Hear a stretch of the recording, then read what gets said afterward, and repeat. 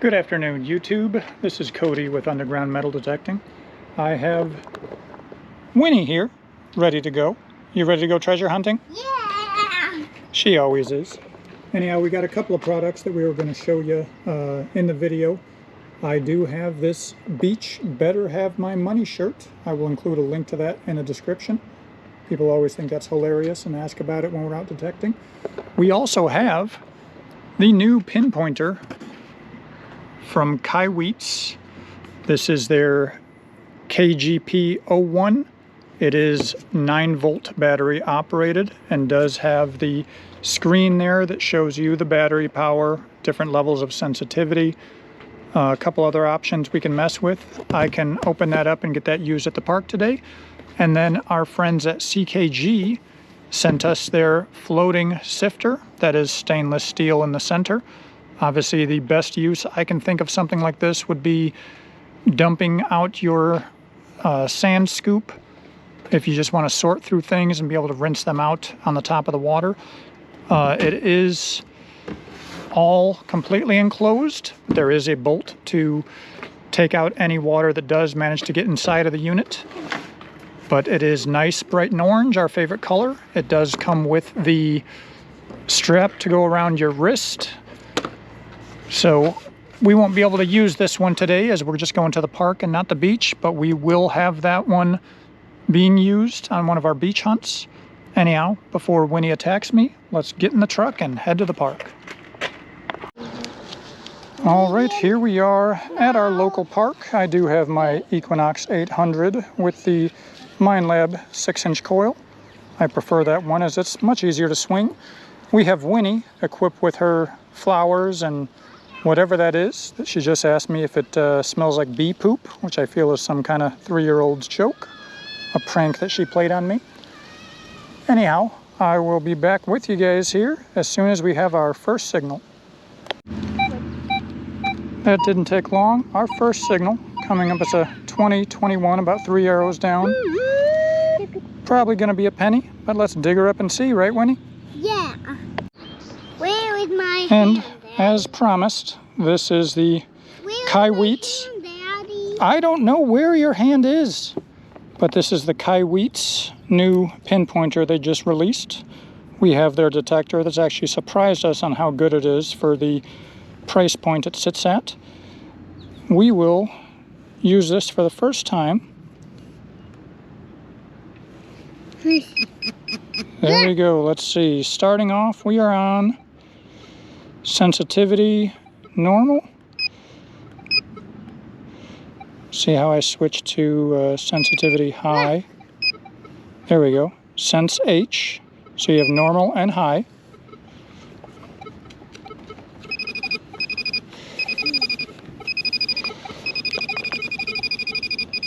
And while it would probably be easier for me to find stuff without Winnie throwing dirt at me, that is not nice.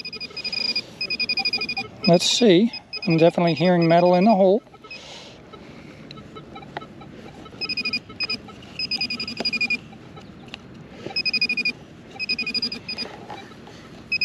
And we have our penny we were looking for. Is this going to be new or old? She's a memorial, so she is newer. A little too crusty to see the year on there, but as you can see, it works. I got about 2 inches of distance before she reacts on high. And let me get her back to normal.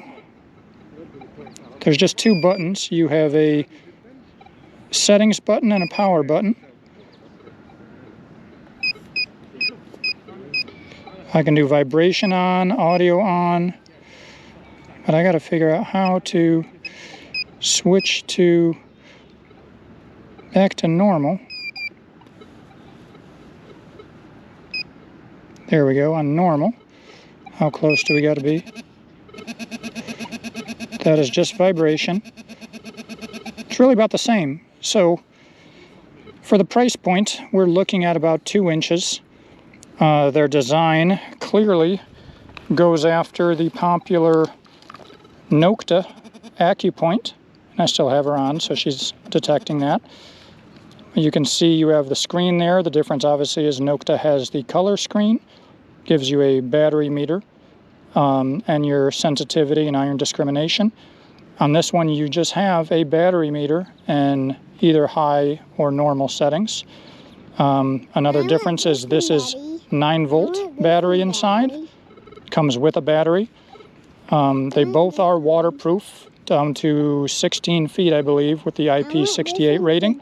But the Nokta AccuPoint, despite being over $100 more, these are USB-C rechargeable. If I open this cap, there's a 9-volt battery. If I open this cap, there's the common USB-C, just like I use on my phone. So that'll be the difference between them. But I figured I'd show this guy off. We are also going to include a link to this item on Amazon in the description of our video. Our next target, which was coming up at 2324, which I was convinced was going to be aluminum scrap, is actually a 1967 quarter. We love finding quarters, since we're still on coin-operated laundry at our apartment. But that means this is 2 years, actually 3 years away from being silver. A 1964 would be 90% silver. That's a good sign. It means we might find some silver coins here at this park. And another tip, always double check the hole. The reason I was not getting a 2930 signal was because there were 2 quarters in there, this one being a 1986, so another one for the pile. And the next signal that we thought was a penny is actually what's probably a hot rock, unless that's a chip off of something iron, although it is also not magnetic. She was ringing up like a penny, so that could be a piece of copper. We'll save that for some cleaning later. Another 19 gives us a ring, but not the one we want to find. This is an extra large pull tab, probably from a really old can. One for the scrap pile.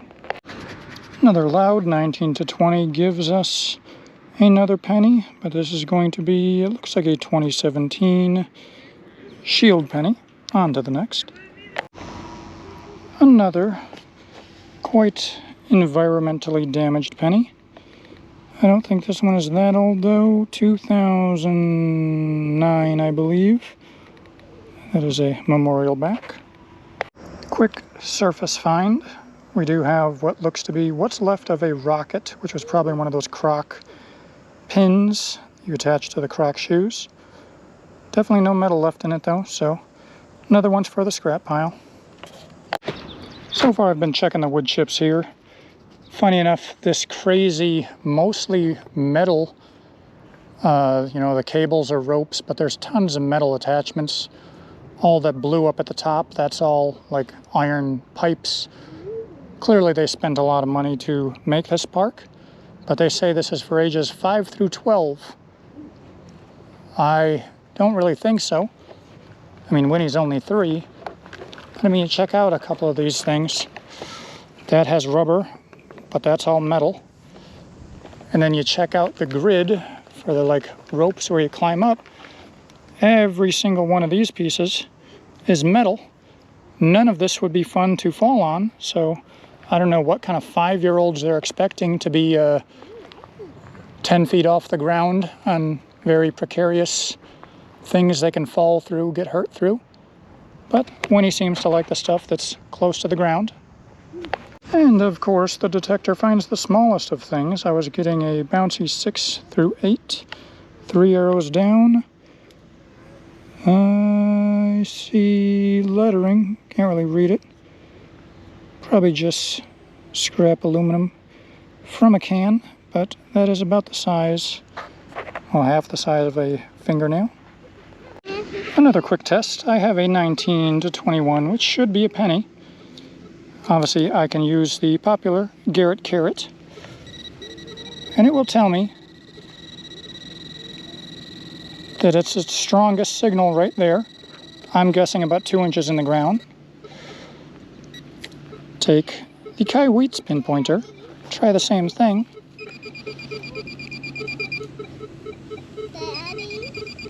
And I'm getting the same, so that actually has power to go through the ground, be able to find something that close. Let's see how deep this one is. Turn this guy off real quick.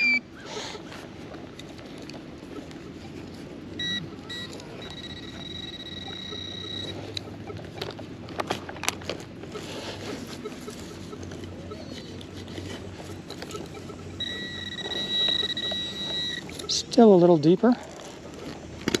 See how deep that... There we go. There is our penny. And this one is going to be probably a zinkin. I see some of the corrosion damage on it. But using the built-in little measuring thing there, this is inches on this side, centimeters on the other. That guy was at least 2 inches in the ground. So we'll give a +1 to the Kaiweets there, as it's able to find stuff through the surface.